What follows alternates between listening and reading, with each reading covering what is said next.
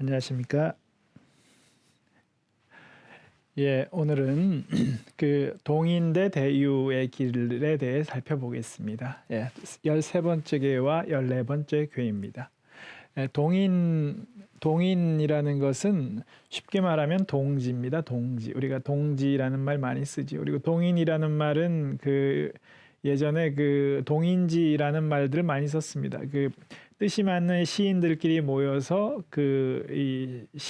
개간지를 발간할 때 동인지를 발간한다. 이제 이런 말들을 예전에 많이 썼었죠. 그래서 예전에는 동인이라는 말을 실제로 많이 썼었는데 최근에는 이제 잘 안 쓰게 되는 것 같습니다. 대신에 가장 비슷한 말은 동지입니다. 동지. 그래서 동인의 길은 쉽게 말하면 동지를 규합하는 길입니다. 예.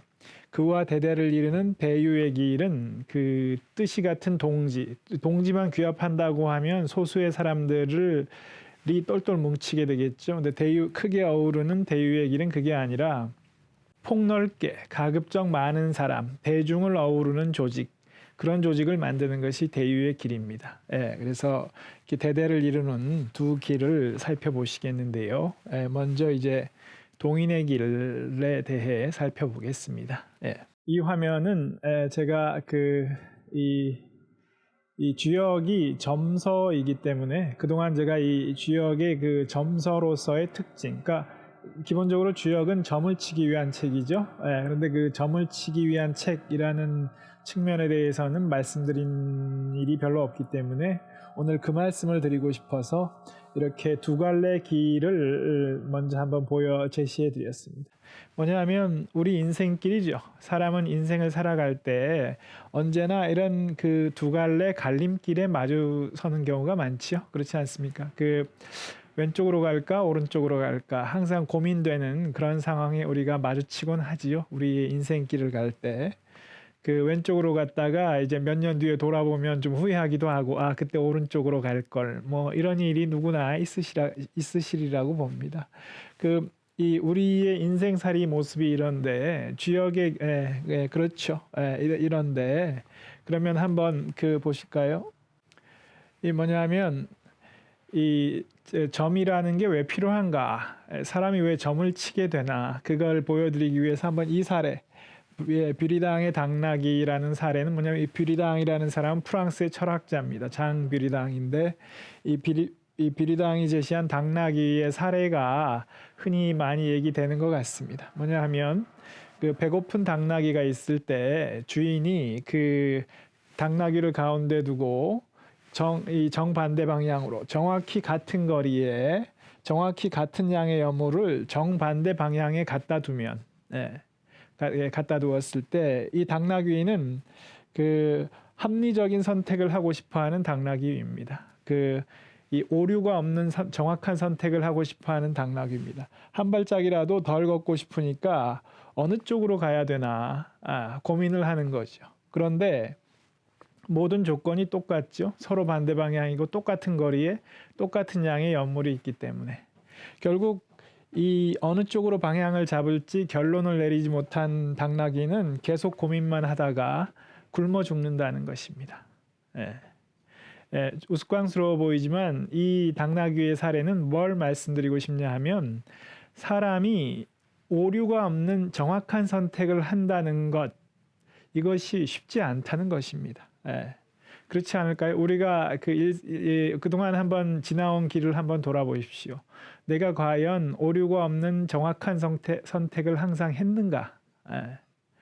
쉽지 않습니다. 왜냐하면 사람한테 정확한 판단을 내리기 위한 정확한 정보가 주어지지 않기 때문입니다. 그렇지 않을까요? 그래서 만약 이 당나귀처럼 정말 자기는 오류가 없는 아주 정확한 선택만을 꼭 해야 되겠다 이렇게 하면 사람은 사실 어떤 행동도 취하지 못하는 그런 망설임의 상황에 빠져들 수가 있습니다.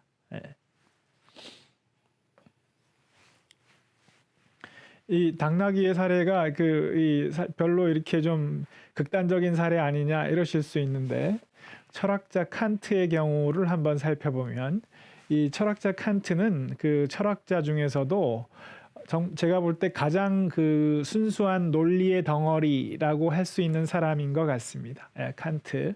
그 칸트가 그래서 이 가령 그 유명한 일화가 많지요. 이 정확한 시기 같은 사람이었죠. 아침에 똑같은 시간에 일어나서 똑같은 시간에 밥을 먹고 똑같은 시간에 산책을 나가서 똑같은 코스를 돌아옵니다. 그렇기 때문에 그 칸트가 사는 마을의 주민들은 그 칸트가 산책하는 모습을 보고 지금 시간이 몇 시구나라고 정확한 시간을 알 수 있었다고 합니다. 그렇게 칸트는 그 모든 경우에 그 정확하게 논리적인 선택을 하고자 했습니다. 그런데 이 칸트가 그 마음에 드는 여인이 나타나서 그 이 여인에게 내가 청혼을 할 것인지 말 것인지 결정을 내려야 하는 순간이 왔습니다. 그 여인이 마음에 드는데 과연 이 여인과 내가 결혼을 하는 것이 좋은지 아닌지 선뜻 결정을 하지 못했던 것입니다. 그래서 칸트가 그 여인을 찾아가서 그 내가 지금 정확한 그 결정을 못 하겠으니 내가 정확한 결정을 할 수 있게 좀 기다려 달라 이렇게 얘기를 했습니다. 그리고 나서 돌아와서 칸트는 내가 저 여인과 결혼을 하는 것이 맞는 판단인지 결혼하지 않는 것이 맞는 판단인지 고민하기 시작했습니다. 그 아주 진지하게 오랜 시간에 걸쳐 고민을 했습니다. 그리고 나서 칸트가 다시 그 여인을 드디어 결혼을 하는 것이 맞겠다라는 그 결론에 도달해서 그 여인에게 청혼을 하기 위해 찾아갔습니다. 그런데 찾아갔더니 그 여인이 이미 다른 남자하고 결혼을 해버린 겁니다. 그래서 칸트는 그 여인에게 매우 화를 냈습니다. 아니 어떻게 내가 기다려달라고 했고 당신은 기다리겠노라고 약속을 했는데 그 다른 남자하고 결혼을 할 수 있느냐. 칸트는 이렇게 불같이 화를 냈다고 합니다. 그런데 그 여인이 대답이 무엇인가. 아니 어떻게 8년이나 지났는데 당신의 그 8년 전 말이 어떻게 당신의 그 8년 전 말을 믿고 내가 8년 동안 결혼을 안 할 수 있느냐. 이렇게 대답했던 것입니다. 결국 칸트는 이 여인에게 청혼을 할 것인지 말 것인지를 8년 동안 고민했던 것입니다.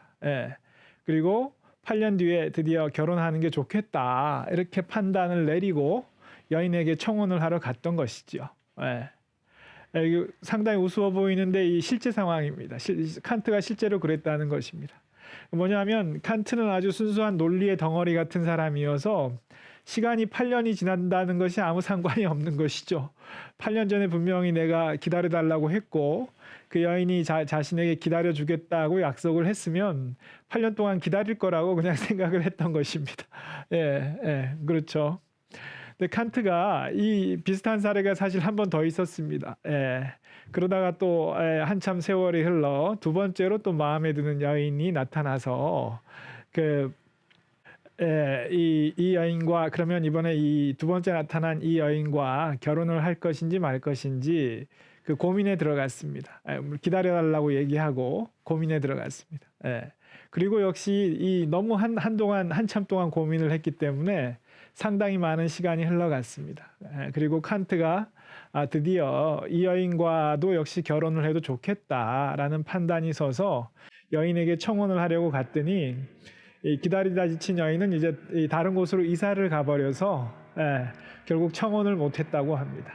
그리고 그 뒤로 칸트는 평생 독신으로 살았습니다.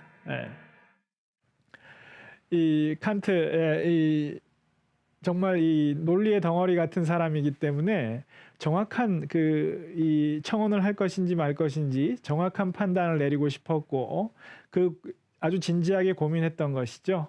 그래서 그 칸트가 남긴 그 메모를 했던 그 노트를 보면 이 여인과 결혼을 하면 좋은 이유, 결혼을 하면 좋지 않은 이유를 나란히 적어놨는데 수백 가지의 좋은 이유와 수백 가지의 좋지 않은 이유를 썼다고 합니다. 그리고 최종적으로 좋은 이유가 한 67가지 더 많았기 때문에 그러면 결혼을 해도 좋겠다. 이제 이런 판단을 했다는 것이죠. 그런데 문제는 그 망설임의 시간이 8년 그 망설임으로 인해 8년이라는 시간이 흘러갔다는 것입니다. 그 결과 청혼을 하는 게 좋겠다 이런 결론에 도달했지만 이미 너무 늦은 것이죠. 예. 이미 뭐 자기가 청혼을 하는 게 좋겠다고 판단했지만 그 판단은 이미 유용성을 잃은 것입니다. 그 망설임의 시간으로 8년이라는 시간을 썼기 때문에. 예. 그래서 이게 제가 무슨 말씀을 드리려고 하냐 하면 왜 점이 필요한가, 사람이 왜 인생을 살아가면서 점을 치게 되나, 그 이유를 설명드리고 싶어서 말씀드리는 것입니다. 물론 칸트의 경우에 점을 쳐서 뭐 결혼의 여부를 결정한다, 뭐 이게 썩 마땅치 않아 보이긴 합니다만, 그렇다고 해서 그 망설임의 시간으로 8년을 쓰는 것이 바람직한가, 이런 문제가 있는 것이지요. 두 번째로 그 대한민국의 서울이 서울인 이유는 무엇인가 이렇게 써놨는데요. 이게 뭐냐 하면 오늘날 이 대한민국의 수도가 이 서울인 이유는 그 여러분들 아실지 모르겠는데 점을 쳐서 결정된 것입니다. 점을 쳐서. 어떤 합리적인 근거를 가지고 결정했다기보다 오히려 점을 쳐서 결정한 것이 오늘날의 수도 서울인 것입니다. 그 조선을 건국하고 한양을, 오늘날의 서울인 그 한양을 도성으로 결정할 때 점을 쳐서 결정했습니다. 왜냐하면 그 태종 이방원이 집권하고 나서 우리가 조선이 건국하자마자 한양이 수도가 된 게 아니고 것을 수도로 삼았다가 마땅치 않아서 다시 그 고려의 수도인 개경으로 돌아갔다가 다시 한양으로 오게 됐는데 그 온 것은 그 태종의 이방원인 그 태종의 결정에 의한 것입니다. 그런데 태종이 개경에서 그 수도를 아무래도 개경은 벗어나야 되겠다 이렇게 판단하고 수도 옮길 곳을 결정하려고 했는데 그 신하들한테 그 공론에 붙였더니 그 두 군데 후보지가 팽팽하게 맞섰습니다. 그 한 군데가 오늘날 서울 지금 여기고 또 한 군데 다른 곳이었는데 그 또 다른 곳이 어딘지는 사실 지금 정확히는 모르고 있습니다. 그런데 이 땅과 또 다른 그곳 두 군데를 놓고 그 신하들의 의견이 팽팽하게 갈렸습니다. 이 팽팽하게 갈렸기 때문에 그 당시 태종은 자기 마음에 두는 곳이 있었는데 그 팽팽하게 갈리기 때문에 자신의 의견을 강요하지 않고 그 신하들을 모아놓고 그렇다면 점을 쳐서 결정하겠다. 그 점을 쳐서 점에 나오는 대로 결정할 테니 그러면 그 나오는 결정에 따르고 그 어떤 결과가 나오더라도 서로 불만을 갖지 말아라라고 얘기했습니다. 그러면 신하들이 동의하겠죠. 똑같은 기회가 주어지기 때문에. 당시에 주역점을 쳐서 결정할까도 했지만 그 주역점은 이 효사가 나오는 것인데 효사가 사실 상당히 추상적인 문장이지 않습니까?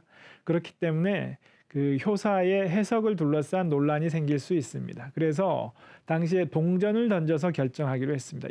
엽전을 던져서 이 앞뒷면에 따라 이 후보지가 두 군데이기 때문에 명쾌하게 결정하기 위해서 동전을 던져서 결정하기로 했습니다. 그러면 이제 신하들로서는 불만이 없는 것이죠. 똑같은 기회가 주어지기 때문에. 이 경우 그래서 결국 동전을 던졌고 오늘날 그 대한민국 서울이 현재의 서울로 결정이 된 것입니다. 그리고 이곳은 태종 이방원이 마음에 두었던 곳은 아닙니다. 그럼에도 불구하고 서울이 됐다는 것은 그 태종 이방원이 쿠데타를 일으켜서 그 권력을 찬탈하긴 했지만 그 자신의 의견을 일방적으로 강요하는 사람은 아니었던 것이죠. 이렇게 해서 점을 쳤는데 여기서 보면 왜 점을 치는지 알 수 있습니다. 뭐냐 하면 그 태종 이방원이 그 선택을 강요했다면 신하들이 불만을 가질 것입니다. 그렇지만 점을 쳐서 결정한다면 공평하게 기회가 주어지기 때문에 어느 쪽도 불만을 안 가지는 것이죠. 그렇게 해서 이제 점을 쳐서 결정을 한 것이죠. 그다음 이쪽은 제가 강의 처음에 보여드렸던 것인데 그 갑골점을 쳤던 갑골이죠. 갑골. 이렇게 거북 등딱지에 갑골문을 새겨서 점을 쳤지요. 초창기의 주역점은 이런 거북점이었습니다. 그러다가 이 어느 시기로 오면 이렇게 이 서죽이죠. 서점이죠. 서점. 서죽을 가지고 산통. 이게 우리가 산통을 흔드는, 산통을 깬다고 할 때 산통입니다. 이 산통을 흔들어서 점을 치는 걸로 바뀝니다. 왜냐하면 초창기에 그 하늘의 뜻을 물을 때는 이제 거북점을 쳤는데 은나라의 점인들이 이렇게 거북점을 뭐 한 3,000년 이상 치면서 그 인간 세상에서 일어나는 일은 64가지 범주다.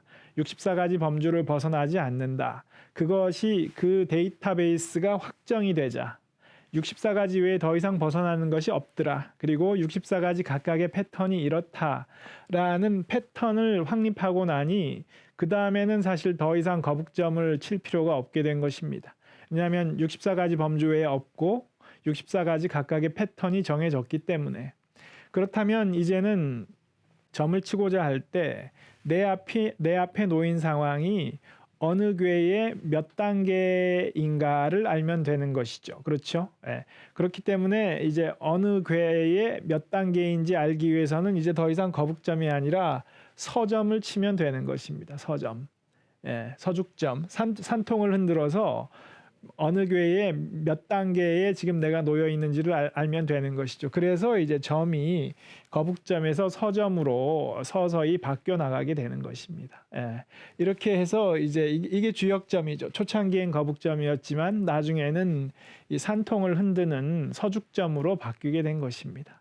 예. 그래서 이 산통을 흔들어서 현재 내가 이 놓여 있는 상황이 어느 궤의 몇 번째 단계인지를 알면 그 단계의 효사를 보면 알겠죠. 효사가 지금 어떠한 상황이라는 걸 얘기해주고 그 다음 단계를 보면 다음 단계엔 이런 패턴이 진행이 되겠구나. 그 다음 단계는 이런 패턴이 진행이 되겠구나. 이렇게 알 수 있는 것입니다. 예.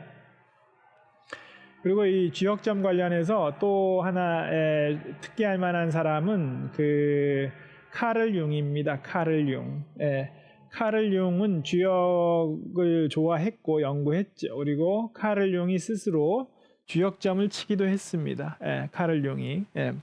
근데 카를 융은 주역점의 그 효용성을 인정을 했는데 카를 융은 어떻게 얘기하냐 하면 그 카를 융은 이제 이 분석 심리학의 창시자인데 이 카를 융의 그 주장은 뭐냐 하면 사람에게는 무의식, 의식, 우리가 생각하는, 제가 지금 강의를 할 때 저는 의식을 가동해서 얘기하는 거죠. 사람은 이 의식이 있고 의식 외에 무의식이 있다는 것입니다. 우리가 머리로 생각해서 알 수 없는 의식의 밑바탕에 무의식이 있다는 것입니다. 의식과 무의식이 있는데 카를 융은 의식보다도 무의식이 더 정확한 판단을 한다는 것입니다. 카를 융이 이 많은 정신 상담, 많은 심리 상담을 했는데 그 환자들을 자신을 찾아오는 환자들을 끊임없이 관찰한 결과 발견한 사실은 의식보다 무의식이 더 정확한 판단을 한다는 것입니다. 예. 그리고 카를 융이 왜 주역점의 효용성을 인정했냐 하면 주역점을 쳤을 때 나오는 그 주역의 효사가 그동안 제 강의를 통해서 효사를 많이 보셨는데 굉장히 추상적이죠. 예. 그런데 융은 그 문장이 아주 추상적이기 때문에 도움이 된다는 것입니다. 예. 왜냐하면 그 추상적인 문장이 뜻이 무엇일까? 이 추상적인 문장이 지금 나의 상황, 지금 내가 고민하는 이 상황을 위해서 이 추상적인 문장이 어떤 의미를 갖는 것일까라는 것을 생각할 때 이 압축적인 추상적인 문장이기 때문에 그 나의 무의식의 판단을 끌어내 준다는 것입니다. 이 추상적인 문장의 의미가 뭘까를 생각하는 과정을 통해서 지금 나의 무의식이 이 상황에 대해서 뭐라고 말하는지 그 무의식적인 판단을 끄집어내 줄 수 있다는 것입니다. 그래서 카를 융은 이 주역점이 유용하다. 왜냐하면 무의식의 판단을 끌어낼 수 있게 도와주는 도구이기 때문에 그렇게 생각했던 것입니다. 그래서 이 주역점이 그렇다 이렇게 말씀드리는 것이고 또 하나는 이순신 장군의 사례가 있네요. 이순신 장군의 사례도 참 중요한데 이순신 장군이 이 소수의 그 조선 수군을 거느리고 이 왜군의 이 수군 왜적의 수군과 싸워서 연전연승을 거뒀죠. 한 번도 패하지 않았습니다. 그런데 이순신 장군이 전투에 나가기 전에 항상 점을 쳤습니다. 항상. 물론 주역점을 친 것은 아닙니다. 그 척자점이었던가. 그런데 이순신 장군의 난중 일기를 보면 그 전투를 앞두고 점 쳤던 기록이 굉장히 많이 나옵니다. 예. 그런데 이순신 장군이 그 한 번도 지지 않았죠. 예. 그러면 점을 잘 쳐서 지지 않았느냐? 그렇게 말씀드리려는 것은 아닙니다. 예. 끊임없이 그 전술을 연구하고 그 이 부하들을 격려하고 그 병참을 살피고 뭐 모든 그 전투에 이기기 위한 그 전쟁을 지휘하는 장수로서 모든 노력을 기울였겠죠. 그 때문에 이겼겠죠. 그런데 그러면 이순신 장군이 왜 점을 쳤느냐?